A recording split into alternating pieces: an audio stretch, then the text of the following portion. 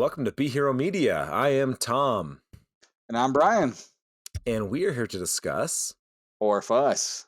over what's new What's trending? and what is to come. Giggity. Yes. In pop culture. All right, guys. So last week we did our review of The Batman featuring Robert Pattinson, which we thoroughly enjoyed. Go back and listen to that episode so you can agree with us or not agree with us. It is spoiler filled, so please go see the movie first. Seeing as how much money it's making, you probably already did, but just in case, go see it before you watch ours. But definitely go back and watch our review to see if you agree or disagree. Exactly. So. But this week, we're going to take a small break with our Batman referencing. Next week, we'll be right back with Batman. But this week, we wanted to talk about what's to come. Giggity. Yeah, so there's a lot, movies are coming back in full swing, finally. The kind of like the before times, before COVID.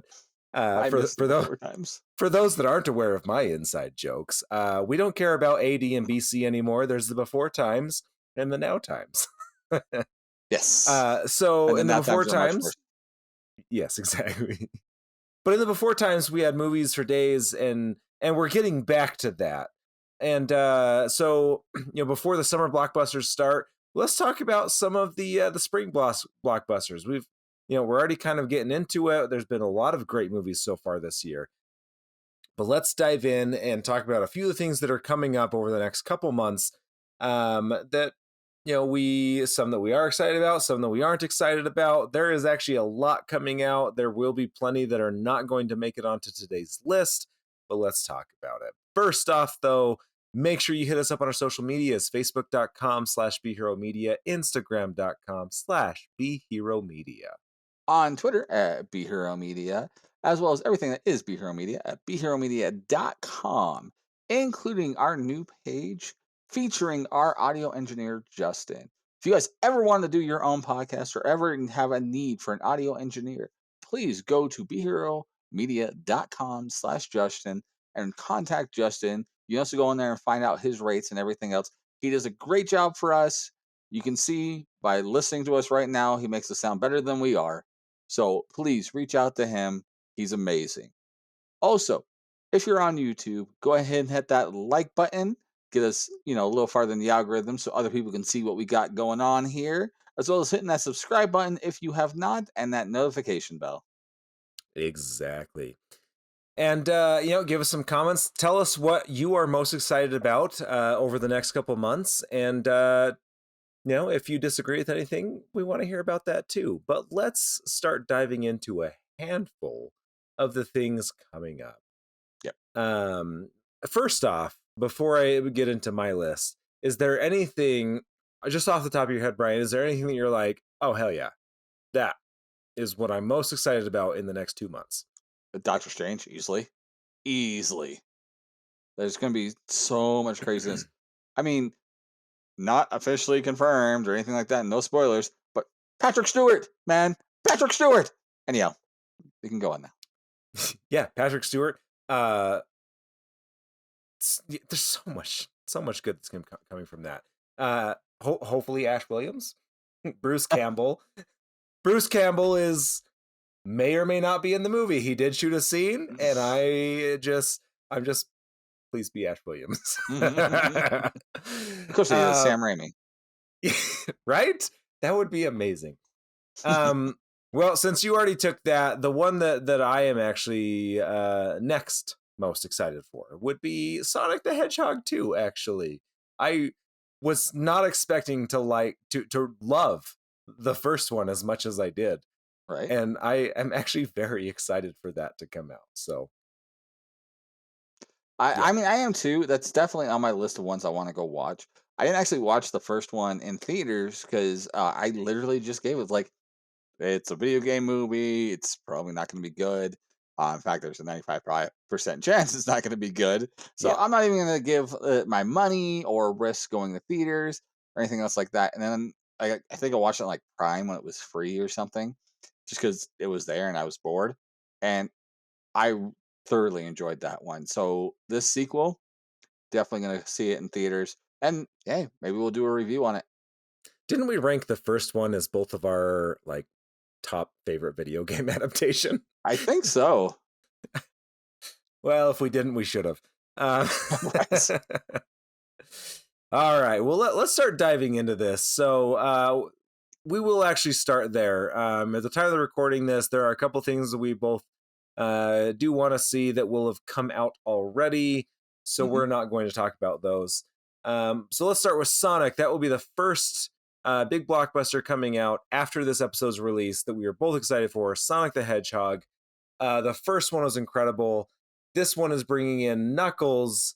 We didn't really get we got like a hint of Tails, so we're getting both Knuckle and Tails in this one. Correct. Yep. I could not be more excited. Knuckles was always my favorite in the video game, and it's Idris Elba, so it's Black Superman. Yes, yes, sure. It's from the Hobbs and Shaw movie. Oh yeah, I haven't seen that. Okay. Gotcha. But it looks fantastic. No. He's still trying to get that to work. Hasn't happened yet.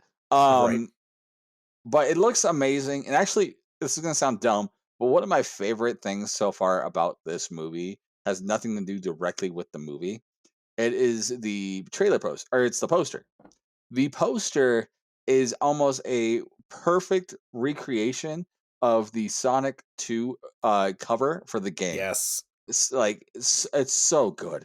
So good. And that just shows you right there how much love and detail that these guys, the producers, the writers and directors, everybody else, are doing for this, that they went as far as making the poster be the same.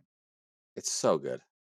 Yeah. I mean, and we've talked about this before in previous episodes about I know I at least talked about it on Showboys as well. If you guys haven't checked them out, check them out. Quick nod. You're welcome, Showboys. But the first Sonic movie was really the first time ever that the audience was able to say, no, you guys, you f***ed up, fix it. And they did. Before they even released it, they royally ruined Sonic's look. And literally some guy was like, there, I fixed it. Like someone just digitally like fixed his eyes, right?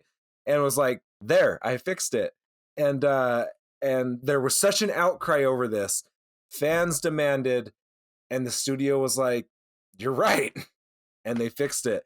That is the biggest thing to happen for audiences and fans, to stand up to a studio like that and demand what, like, something so, it really is kind of a simple thing, but they went and they took the time, they delayed it by a few months, and they made it happen for us. And like, I don't know, everything about that to me is just like awesome. Yeah. Again, it shows the love that these guys have for the material, as well as what they want to show for their fans. They know they know their audience, and that the fans are trying for it. The Mandalorian and Star Wars just recently did that too, with the deep fake for Luke, and making a guy who did a better version of it online. They hired him to do it, and it does a great job. And then the Mandalorian 2.5 / Boba Fett. So I'm super excited for this movie. And this is coming out the following week after this trailer drops. So we will definitely be going to see that. And guys, again, let us know what you guys think. If this is something that you guys want to see, I'm super stoked for this. I want to see how it's going to go. Yeah, absolutely. And I love that, like, Sonic the Hedgehog, very basic game, very fun game. And I love how it like was able to continue so well just by adding like, oh, let's make a red Sonic. We'll call him Knuckles. Right. But like, because of that, the game franchise was able to have the longevity that it has and become just a very iconic symbol for gaming and gamers in the home. So I love that. And so I love that the movies are able to honor it the way that they are. But let's go ahead and move on from that. Next up that I want to talk about a little bit about is Ambulance. Now, this isn't like a huge title. Obviously, it's not like a giant blockbuster. This is definitely falls more in the line of like a pulp action film. But Jake Gyllenhaal, love him or hate him, like this guy has done really well with kind of the pulp action, right? He like there's so many movies that he's been in that you'd be very unassuming about, like whatever, and then it comes out and people are blown away. So I think because of that alone, the story does look interesting enough. But so did Nightcrawler. It looked interesting enough, but then Yep. people went and saw it, and it blew their minds. Nightcrawler was one of the greatest movies of that year, and so I'm very interested for another unassuming pulp action film with Jake Gyllenhaal. I think it's got potential. I'm intrigued to see it. I don't know if I'll run out to theaters to see it, but I will definitely rent it and or get it on one of the 80 billion streaming services I have and watch it. It will definitely be watched because I enjoy Jake Gyllenhaal as well, and I like the concept of what they're doing with this. But it just is not one that I want to go out there and see in a theater per se. But Yeah, I might be wrong. You guys tell me what you guys think. So. yeah, definitely. All right. Well, next on the list, clearly we didn't have as much to say about that, but All right. next on the list is going to be one that we should get a lot of comments about. Fantastic Beasts: The Secrets of Dumbledore. Yep. Jude Law playing as Dumbledore. You're having Eric Redmayne coming back as Newt Scamander, and everybody else coming back for the series. You have Mads Mikkelsen in this one, so it's supposed to be the end of the Fantastic Beasts story, and this is a little of the tie-in to the rest of the Harry Potter universe. So it'll be quite interesting to see how this is going to go. Uh, I was not a big fan. Like, I have not been a big fan of the Fantastic Beast ones. I've actually only watched the first one ish. I'm actually waiting for my daughter my oldest daughter Riley, to finish the books of the original Harry Potter stories. She's gone through most of the movies, and once she finishes those movies, we'll go on to Fantastic Beasts, and maybe they'll have done the Secret Child story that they're doing for the next Harry Potter by that point. So we'll see. But I'm kind of intrigued to see it. I probably again won't go to theaters, but I know a lot of people will. There's still a lot of Potterheads out there that will definitely go to see this. Yeah. I am excited about this. So the first Fantastic Beasts was really good. I actually really enjoyed it. I think it's my favorite of all of the Harry Potter universe movies that I've seen. Now, I do just want to quickly comment. What was it? I think it was our second episode, right?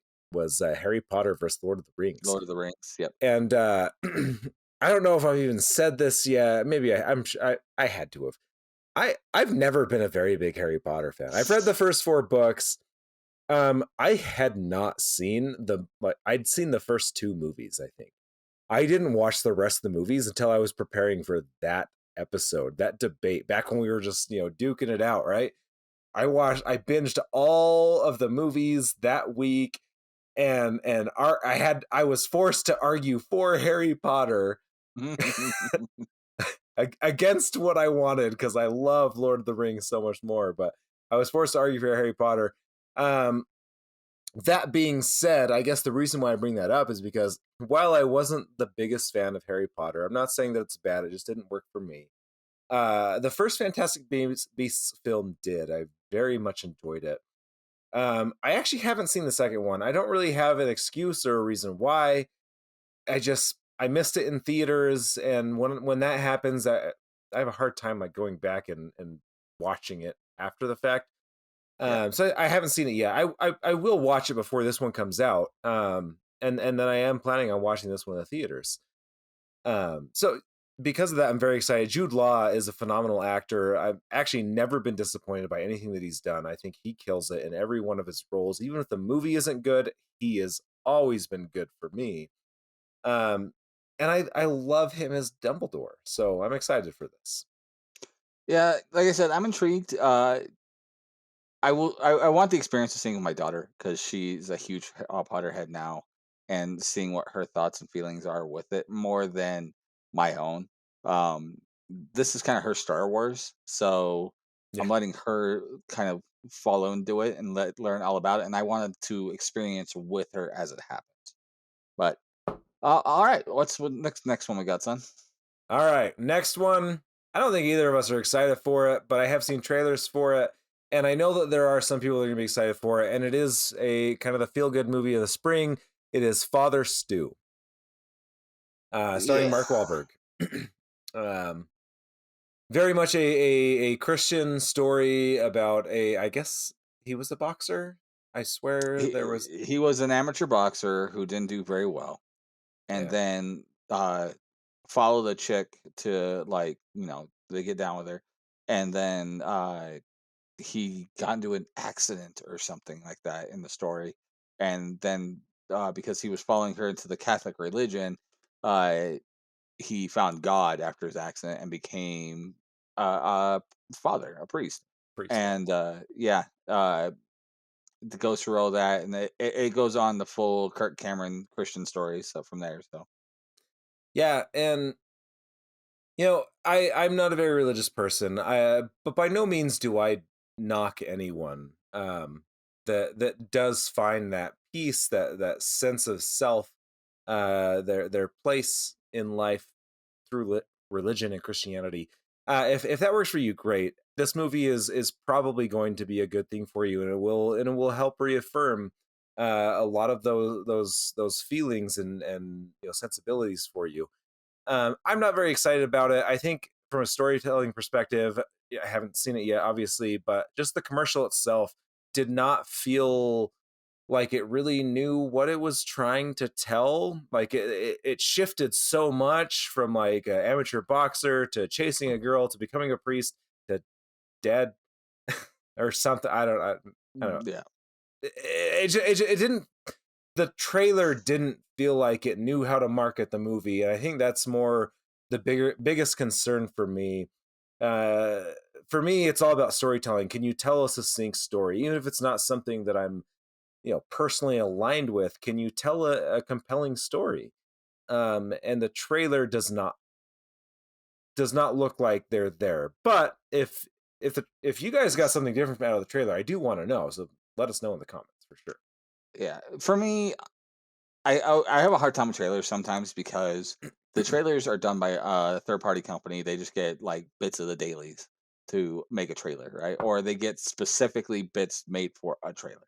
Um, Sometimes, such as Marvel, it's scenes that never make it into the actual movie, but and they have to put something together at the best that they can. Sometimes they get a synopsis of what that's going to be. So trailers are hard for me. Mark Wahlberg, on the other hand, when it comes to dramatic roles like this, when he's doing like a biopic or a story that's biopic esque, then he does very well in that role. It's almost something that's more him than even like an action role, I feel, for him. So you have movies like Invincible or Rockstar, ones like that, where he's playing a dramatic role of someone going through a life, like a life event kind of thing. And he does those in such a great way, and those are such great stories. This could definitely be that. Again, I don't know if I'm going to run to the theaters to see it, but I might end up watching this when I have nothing else to watch. And I feel I need to give the guy upstairs one extra bonus brownie point so that I can make it up to heaven. So Something like that. yeah, Yeah, no, I do love Mark Wahlberg. He's a phenomenal actor, and I think you're right. I think he does fill that role really well with the biopics. All right, moving on. The Northman. I remember seeing the trailer for this. It does look interesting. I'm always a big fan of like period pieces, especially going back to like more medieval / ancient times. And in this case, we're talking about more of like a Scandinavian tale, right? Um, I am intrigued. There have been other things of a similar vein that have come out recently. What was that one with Matt Damon and was it Adam Driver? Um, the duel, the oh, last duel. the Last Duel, yes. Yeah, And Jodie Comer was in it. That one's a biopic, though. Actually, it's a historical tale. Of what happened, but I'm more just referring to like the genre, I guess, the older whatever. Point is, that movie looked terrible to me. I didn't watch it. I don't know anyone that did. But The Northman does look a little bit more interesting to me. Maybe because it has a little more of the fantasy element to it. I don't know, but again, for me, it's not one I'm going to rush out to the theaters to see. I will probably end up watching it when it makes it to like Netflix or something. But I'm also have not really been a big fan of that period. I'm really odd when it comes to like my period love. Like if it was like a feudal Japan style, yeah. Bad choice of words. Phrasing. Yes. Maybe. Do you want to reword that? Maybe.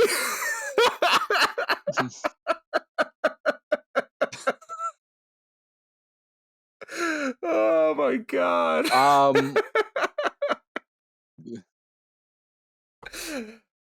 Go on. I apologize. I am not a fan of period pieces of a certain age. Does that work? Is that better? For me, feudal Japan is like the best period piece area for me. So like knights and Vikings and things like that never really spoke to me. So like I didn't watch like Vikings on the History Channel and things like that, even though I've heard it was really good. Even the one they're doing right now on Netflix, I heard is really good, but it was just never for me. But like The Last Samurai, I adored because that's a period piece in feudal Japan. That being said, The Northman does seem intriguing enough for me to go on the hunt down and watch, but not enough for me to go see in theaters. Gotcha. That's fair. Period. All right, moving on. So this one, The Unbearable Weight of Massive Talent. Look, I'm not a huge Nicolas Cage fan. I will admit, though, I did chuckle watching the trailer a few times. So I think this could be a really fun movie. To me, it does feel kind of conceited, especially just not being a big Nicolas Cage fan. But there's other good actors in it, right? There's potential here. Yeah, like I am a Nicolas Cage fan, especially his older stuff like Raising Arizona, Snake Eyes, Con Air. Like, there's such great stuff because he's such an overactor. I mean, that man is him and Marlon Brando go to a buffet to go chew the scene, right? That's how much these guys get into that stuff, and I adore it for what it is. And this right up my alley. And then seeing the chemistry that he has with Pablo Pascal in it, they look like they're just having the time of their life. And then Neil Patrick Harris is in as his agent. Like, I feel like this can only be good. Like there's not really a downside to this. Even if it's a terrible movie, I feel like it's going to end up being a cult classic.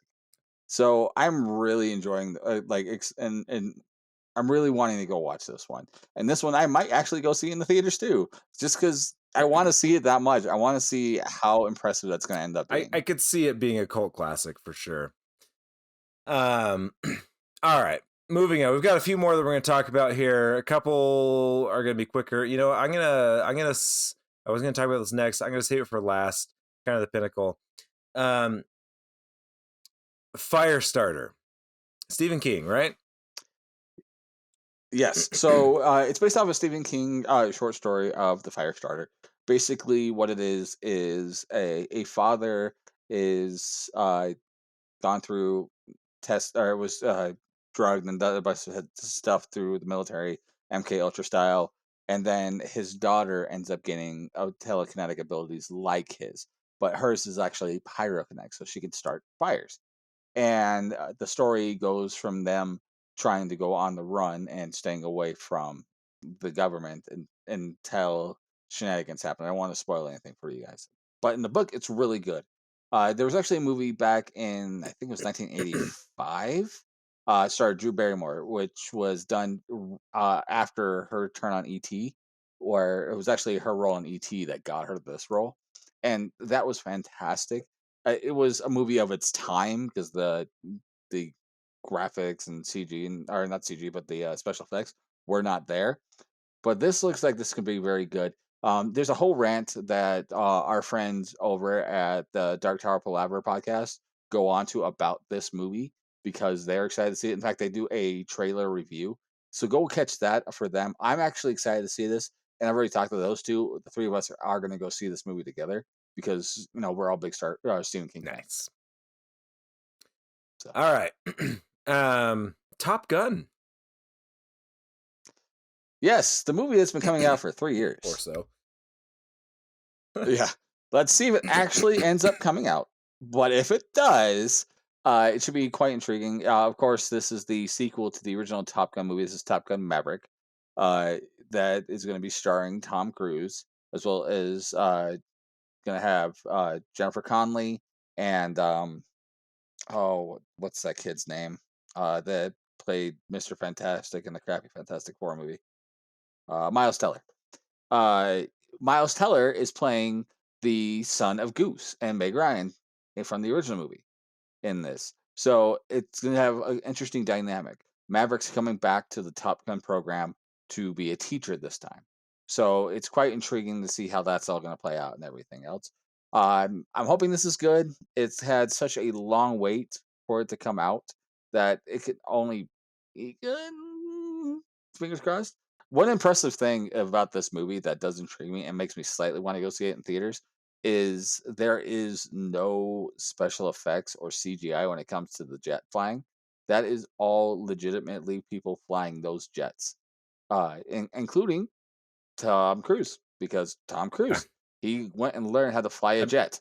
I'm not surprised. There's no one that commits to a role more than Tom Cruise. The next closest would probably be Christian Bale, but no, Tom Cruise commits to a role more than really any actor alive. And even though I just not the biggest fan of him, you got to respect the guy. He's an incredible actor. He does so much for modern cinema. And the fact that he's able to go out and just learn how to fly a friggin' jet for a role, that is pretty cool. Me personally, I'm not that excited. I remember watching this a few times growing up, and it was fine. I remember really enjoying that one scene. He's talking about the volleyball scene. That one too. No, Top Gun was never a big deal. Honestly, I remember when I first saw the trailer, you know what was going through my head? The newest Scream movie, how they were talking about what was it, requels or something?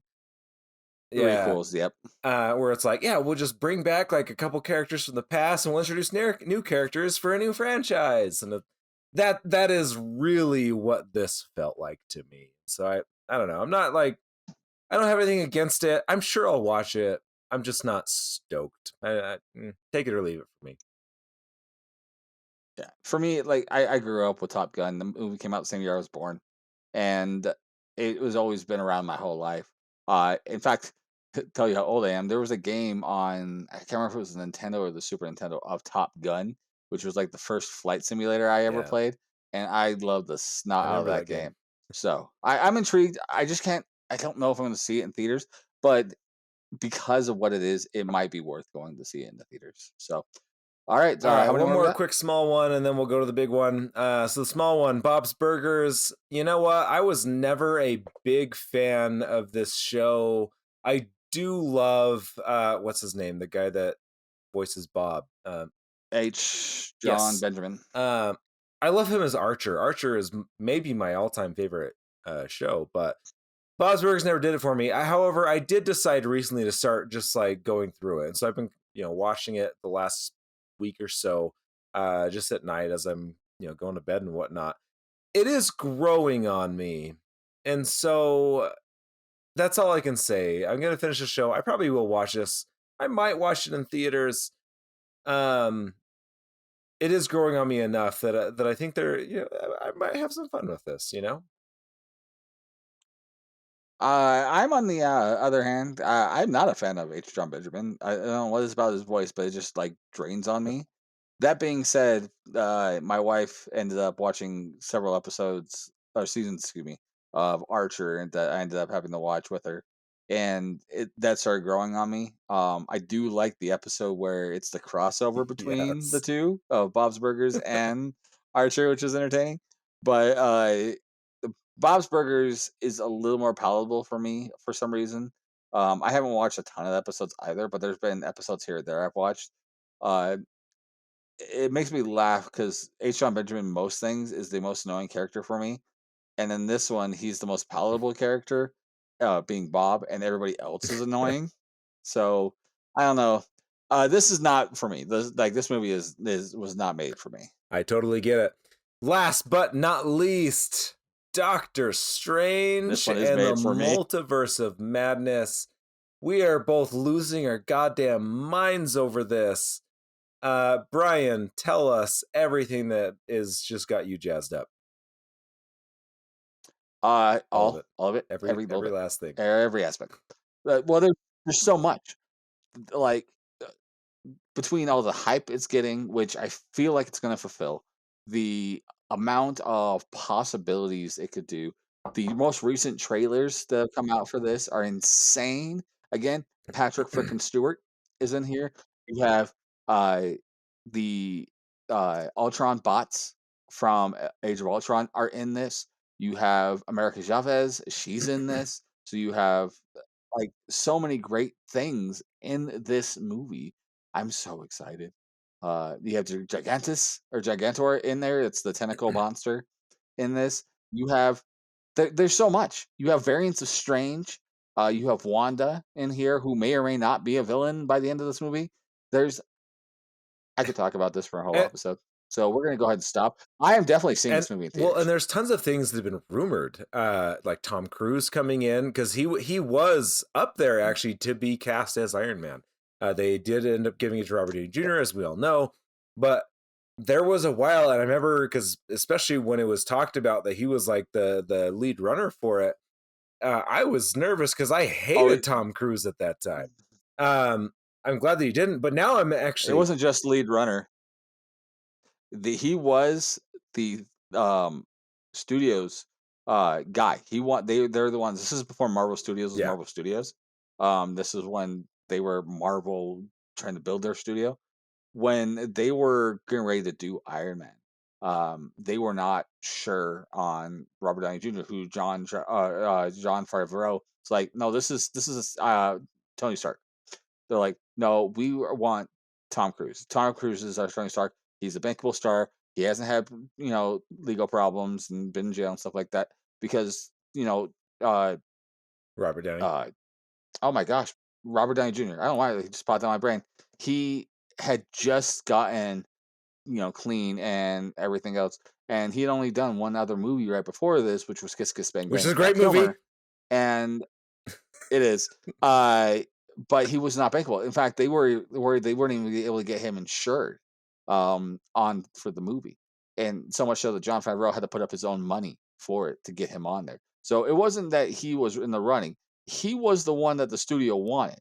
So in an alternate universe, like a multiverse, there is a Tom Cruise Iron Man out there, a superior Iron Man. And I think we all agree that Robert Downey was the right case. But I actually am a little excited to see just a glimpse of the Tom Cruise Iron Man, if the rumors are true. I think that'd be really rad.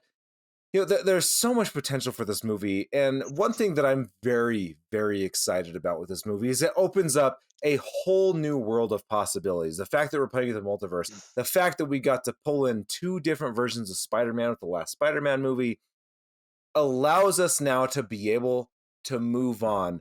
I know this was probably 5 or 6 years ago that the lead, the head guy, the producer for Marvel, yes, Kevin Feige. He said that he wanted Iron Man to be kind of like James Bond, someone that we could just recast and keep the story going. The Multiverse of Madness is gonna, coming off of Spider-Man, this allows us to be able to do things like that. This will also allow us to be able to recast people that did a wonderful job that can no longer do it, such as Black Panther. I don't think anyone can really fill the same role the way names. This is yes, that's really embarrassing. I'm sorry for forgetting Chadwick Boseman. Though I forgot Robert Downey Jr. and I just said it moments beforehand. The way that Chadwick Boseman was able to bring that character to the screen, unparalleled. That was amazing, and I hope nobody forgets what he brought. But I want more Black Panther. And I think the Multiverse of Madness is going to allow us to be able to open more stories with new actors that aren't taking away from the originals, but paying respect to them, and everyone knowing they're like, yeah, it's fine. This is a new reality now, and that's okay. We're not stealing anything. We're not redacting anything. And I think that's, I don't know, I feel like that's kind of one of the biggest concerns is like, letting go, especially, I'm quick. Obviously, I'm, white male.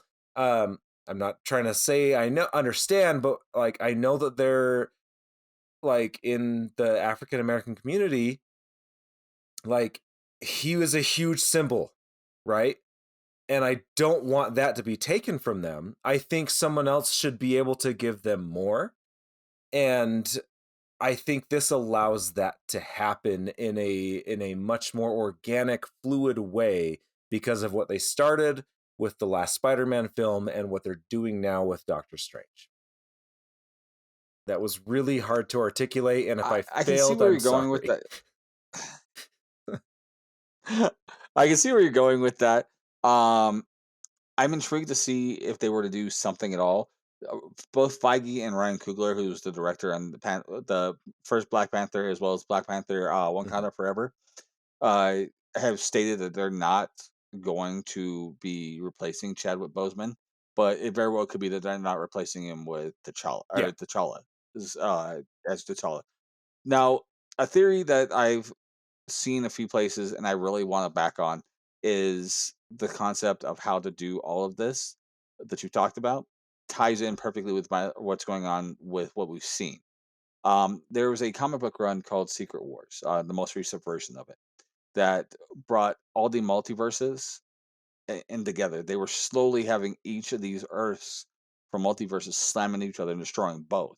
And the Illuminati, which was supposedly or possibly seen in the trailer, is the ones kind of trying to stop it from happening. They do a bunch of different things to do so. They could easily be doing a version of that where they're doing the Secret Wars aspect where the multiverses are being collided together because of what Strange has done, and it becomes what's known as Battle World. Battle World is different characters and different aspects from the different multiverses, including Miles Morales, variants of Thor, and a bunch of other characters from all over the place are brought into a singular reality. At the time, though, Doctor Doom was actually God Doom in this. It was a whole other thing. But they could easily do something like that where they make one universe outside of the multiverse and bring it as one, and they could do recasting or, more importantly, bringing in characters from Fantastic Four and X-Men, and then cast a Miles Morales and so many other things. They can also clean the slate and other things, say like Inhumans can have not happened as a bad series that happened, and then do that. There's so much that they could do because of this movie that they could do as an aspect of this Secret Wars Battle World scenario that I really want to buy in on. But I will tell you on our review of this movie when we have it in May. That is right. Well, that is our list of things that we are looking forward to this spring before the summer blockbuster season kicks off. What do you guys think? Is there anything that we left off of this list that you think should be on it? Is there anything that we did not talk in more detail about? Anything that you're more excited about than we are? We want to hear your thoughts. Hit us up on our social medias. Facebook.com/BeHeroMedia, Instagram.com/BeHeroMedia. On Twitter at BeHeroMedia, and everything that is BeHeroMedia at BeHeroMedia.com. And one last time, if you want to start your own podcast, reach out to us at beheromedia.com/Justin and have Justin help you out as an audio engineer to get your podcast started. He's been doing great for us on both Be Hero and The Bump Cut. Exactly. That's all I have. Make sure you tune in next week. We have one more episode coming back with the theme of Batman. We are going to be talking about who we want to see as the next Batman villain. Make sure you tune in for that next week's, guys. We are so grateful for your listenership, for all the support you've given us over the last about 2 years now. Thank you so much. Yes, and go ahead in the comments, and while you're going through, tell us what movies you're excited for, as well as what Batman character you would like to see as the next Batman movie villain, and why is it Condiment Man? So, for the rest of Be Hero, I hope you guys have a great weekend. Enjoy these summer blockbusters as they come along. And guys, as always, go out there and be a hero. Have a good night, guys.